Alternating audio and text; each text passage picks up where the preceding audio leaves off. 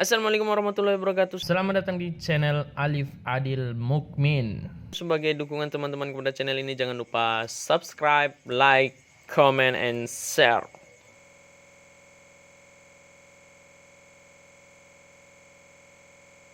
Bismillahirrahmanirrahim. Assalamualaikum warahmatullahi wabarakatuh. Alhamdulillahi rabbil alamin. Wa bihi nasta'inu ala umur dunya waddin. Wa asyhadu an la ilaha illallah wahdahu la syarika lah. Wa asyhadu anna Muhammadan abduhu wa rasuluh la nabiyya ba'da, amma ba'd. Pemirsa yang sama-sama berbahagia, kita patut bersyukur kepada Allah SWT pada kesempatan ini. Kita masih diberikan karunia nikmat iman serta Islam kepada hati-hati kita, sehingga kita dapat kembali lagi berjumpa pada kesempatan ini. Semoga Allah SWT senantiasa mengagungkan kita ketakwaan serta keimanan kepada Allah Subhanahu wa taala. Amin ya rabbal alamin. Kemarin kami telah menjelaskan beberapa pemaparan tentang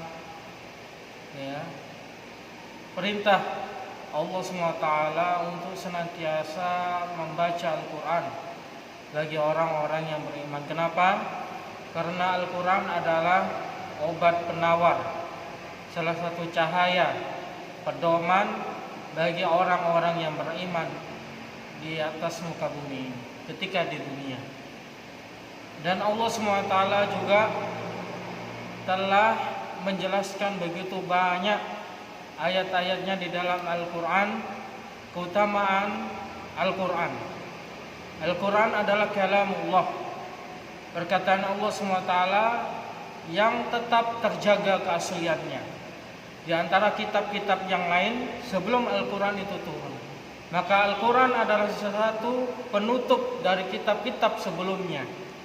Maka kita bersyukur kepada Allah SWT sebagai orang yang beriman, orang Islam, yang diberikan kalamullah, perkataan Allah berupa Al-Quran, untuk dijadikan pedoman hidup, untuk dijadikan pedoman hidup ketika kita di dunia.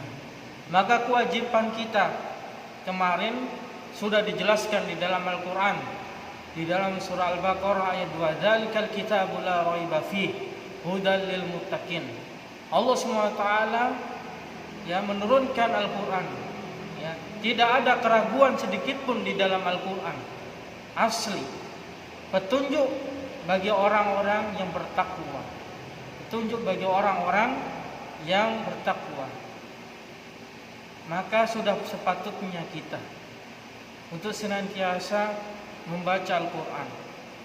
Ketika di zaman dahulu kita lihat, di zaman dahulu, di zaman Nabi, ketika Al-Quran itu turun dalam berbahasa Arab, tidak ada harokat, tidak ada fathah, tidak ada kasrah, tidak ada dhammah, tidak ada tasdid, dan seterusnya. Kemudian pada zaman-zaman berikutnya disempurnakan. Dan ketika itu Rasulullah SAW, Nabi kita khawatir bahwa Al-Quran ini akan hilang di muka bumi kelak. Maka Al-Quran ini disempurnakan, sehingga seseorang yang membaca Al-Quran itu akan mudah. Biarpun mereka ini bukan seseorang yang aslinya orang Arab, bangsa Arab di zaman Nabi, semua orang bisa membaca Al-Quran. Maka sudah sepatutnya tidak ada waktu, tidak ada sesibuk apapun, karena Al-Quran adalah pedoman hidup, pahala bagi orang yang membaca Al-Quran, pahala yang besar. Seseorang bertanya, tidak ada waktu untuk membaca Al-Quran, biarpun itu 1 menit. Ketika seseorang itu mengobrol, dari pagi sampai siang bisa mengobrol, berbicara masalah dunia, mereka bisa. Ketika mereka ditanya bagaimana meluangkan waktu yang Allah SWT berikan kepada mereka untuk sedikit membaca Al-Quran, Allah SWT tidak membutuh pahala kita, bukan. Tetapi kita yang butuh pahala tersebut.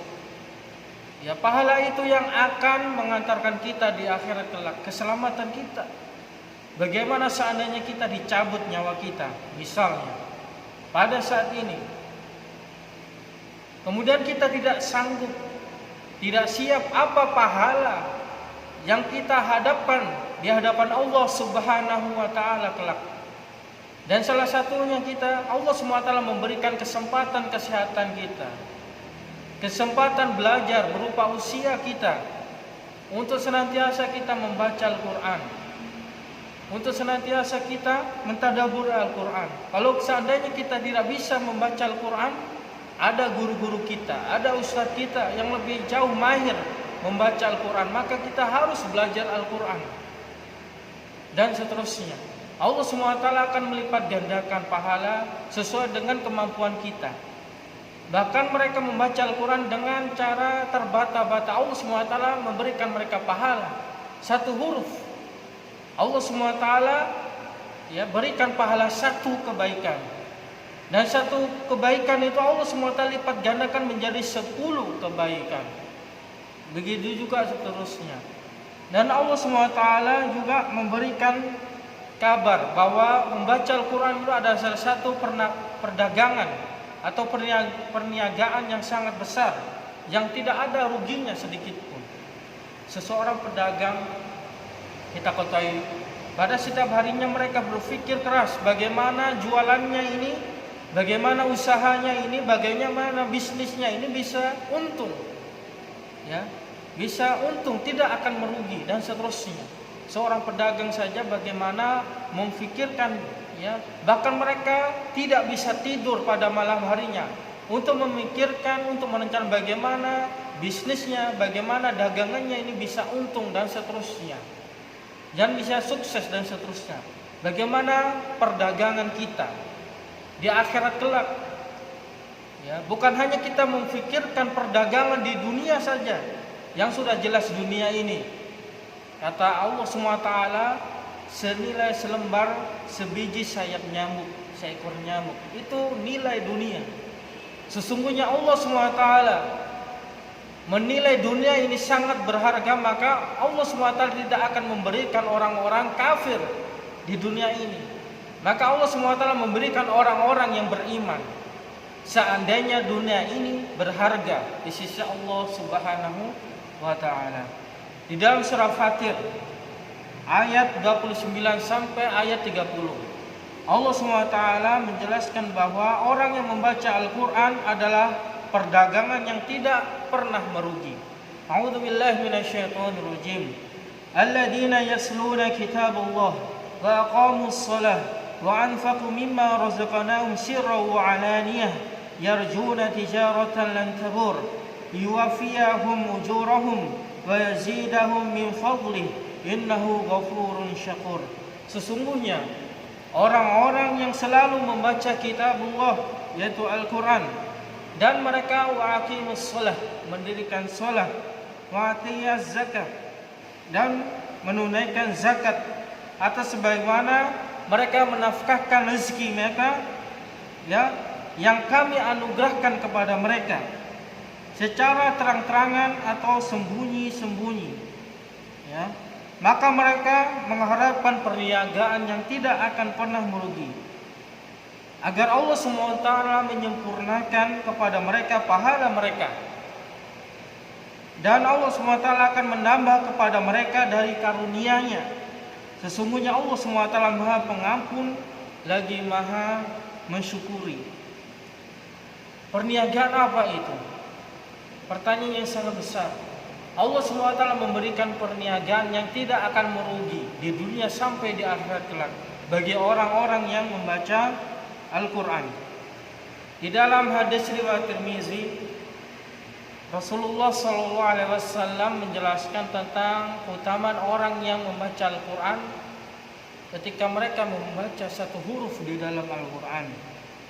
Allah SWT akan memberikan satu kebaikan.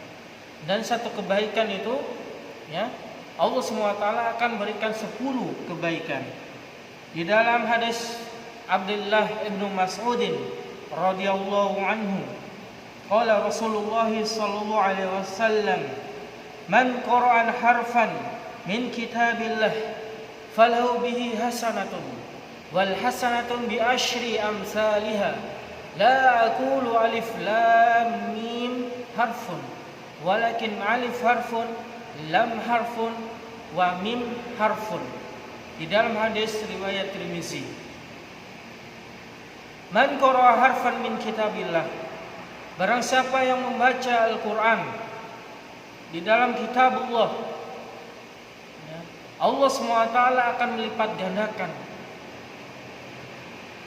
menjadi berapa? Menjadi 10. La aqulu alif lam mim, aku tidak mengatakan alif lam mim itu satu huruf harfun, walakin akan tetapi alif harfun, lam harfun, wa mim harfun. Alif satu huruf, lam satu huruf, dan mim satu huruf. Dan satu hurufnya ini Allah SWT akan berikan satu kebaikan. Dan satu kebaikan ini Allah SWT akan lipat gandakan menjadi 10. Ya. Ini adalah salah satu dalil penjelasan bahwa tidak ada sedikit pun orang yang tidak mau membaca Al-Quran. Ketika kita beralasan saya tidak bisa membaca Al-Quran, saya tersendat-sendat, saya susah mengucapkan makharijul huruf dalam setiap huruf di dalam Al-Quran, tidak ada alasan. Karena Rasulullah SAW mengabarkan satu huruf itu Allah SWT berikan kebaikan. Di dalam satu huruf al-ba'ta, makharijul huruf, huruf hijaiyah itu Allah SWT lipat gandakan. Ketika kita membaca Bismillahirrahmanirrahim, berapa huruf itu yang kita baca? Tentunya Allah SWT lipat gandakan. Dengan cara apa? Keikhlasan kepada Allah SWT, niat ridha kepada Allah SWT. Bagaimana ketika kita membaca Al-Quran, kita memberikan waktu, kemudian menempatkan hati-hati kita khusus, ya, membaca Al-Quran, dan semoga Allah SWT berikan ganjaran berupa pahala yang sangat besar. Walaupun kita tidak sanggup untuk membaca Al-Quran begitu lama. Maka untuk itu, kepada sahabatku di dalam sahabat hijrah dimanapun berada, ya, tidak ada waktu yang terbuang dengan sia-sia. Rasulullah SAW merupakan seseorang yang kelak akan gigit jari-jari mereka. Bahkan bukan hanya satu saja menggigit jari mereka, ya. Bahkan dijelaskan di dalam beberapa penjelasan bahwa mereka akan menggigit, ya, jari-jari mereka karena penyesalan, ya, yang sangat menyesal begitu dalam karena tidak memaksimalkan hidup mereka untuk beribadah kepada Allah, terutama membaca Al-Quran. Ni'matani fihima katsiru minan nas as-sihah wal faragh. Salah satu nikmat yang kebanyakan manusia itu, seorang hamba itu lalai terhadap nikmat tersebut adalah nikmat as-sihah wal faragh, nikmat kesehatan yang diberikan oleh Allah SWT dan nikmat waktu luang yang Allah SWT berikan kepada mereka. Bahkan mereka di dalam sebuah istilah ini, ya, mereka gigit jari mereka. Kelak di akhirat kelak mereka menyesal tidak memaksimalkan waktu luang mereka untuk beribadah kepada Allah, tidak memperbanyak pahala untuk kehidupan akhirat mereka. Kita tahu orang-orang yang beriman percaya bahwa setelah kehidupan dunia ini ada kehidupan yang lebih kekal di dalamnya. Kehidupan akhirat ada surga dan neraka, ada pencatatan amal baik dan buruk, ada mizan dan seterusnya, ada yaumul hisab, ada pada mahsyar di alam kubur dan seterusnya. Kita tahu, kita beriman kepada mereka semua, adanya malaikat dan seterusnya. Ketika kita beriman dan percaya dengan adanya itu, adakah yang mau mengambil pelajaran? Adakah orang yang mempersiapkan diri mereka untuk kehidupan akhirat kelak? Itu yang sangat jarang pada saat ini, pada zaman sekarang ini. Maka sudah sepatutnya kita kembali lagi, kita memfikirkan bagaimana kehidupan akhirat kita. tanpa kita lalai memfikirkan kehidupan dunia kita. Kehidupan dunia kita untuk ladang, untuk beribadah kepada Allah SWT. Janganlah kita lalai dan lupa kehidupan dunia ini. Tapi yang lebih penting, yang kita pikirkan setelah kehidupan meninggal ini, kita mati, ya, ada kehidupan yang lebih kekal kelak, yang bertahun-tahun kita hidup di dalamnya, yaitu kehidupan akhirat. Semoga Allah SWT memberikan kemudahan di dalam nasihat ini. Semoga kita diberikan keistiqomahan, semoga kita diberikan kemudahan untuk senantiasa berlomba-lomba untuk mencari kebaikan berupa pahala di sisi Allah SWT untuk tabungan kita di akhirat kelak. Semoga bermanfaat pada kesempatan ini. Aqulu qouli hadza fastaghfiru innahu huwal ghafurur rahim. Walhamdulillahirabbil alamin. Assalamualaikum warahmatullahi wabarakatuh.